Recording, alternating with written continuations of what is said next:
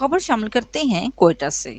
محکمہ تعلیم بلوچستان میں 9,000 پوسٹوں پر اسٹے آرڈر ختم کرائیں گے امان اللہ کنڈرانی۔ نگران صوبائی وزیر قانون پارلیمانی امور پراسیکیوشن امان اللہ کنڈرانی نے کہا ہے کہ بلوچستان سے 2 انٹرنیشنل بارڈر ملتے ہیں، اس لیے بلوچستان بڑی اہمیت کا حامل ہے۔ بلوچستان حکومت عوام کی خوشحالی کے لیے کوشاں ہے۔ نگران صوبائی وزیر قانون پارلیمانی امور پراسیکیوشن امان اللہ کنڈرانی نے ڈسٹرکٹ پریس کلب صوبت پور میں میڈیا سے گفتگو کرتے ہوئے کہا کہ بلوچستان کی نگران حکومت کی کوشش ہے کہ صوبے کی عوام کو ہر ممکن سہولیات فراہم کریں۔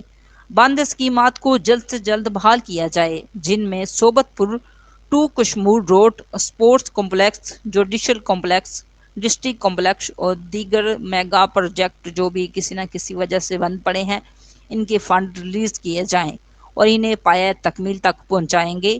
کابینہ کا متفقہ فیصلہ ہے کہ ہم کسی بھی اجتماعی اسکیم کو نہیں روکیں گے۔ اجتماعی اسکیموں کے لیے جتنے بھی فنڈ درکار ہوں گے انہیں بروئے کار لایا جائے گا۔ بلوچستان میں محکمہ تعلیم بھی 9,000 پوسٹوں پر اسٹے لیا ہوا ہے، اس پر بھی کوشش جاری ہے، جلد اسٹے ختم ہو جائے گا۔ تندور کی سنگر روٹی نئے نرخ کا نوٹیفکیشن جاری۔ Quetta deputy commissioner chairman district price control جناب سعد بن اسد نے روٹی، دودھ، چاول، چینی سمیت دیگر روزمرہ کی اشیاء خوردونوش کی سرکاری نرخ اور وزن کا بھی نوٹیفکیشن جاری کر دیا ہے۔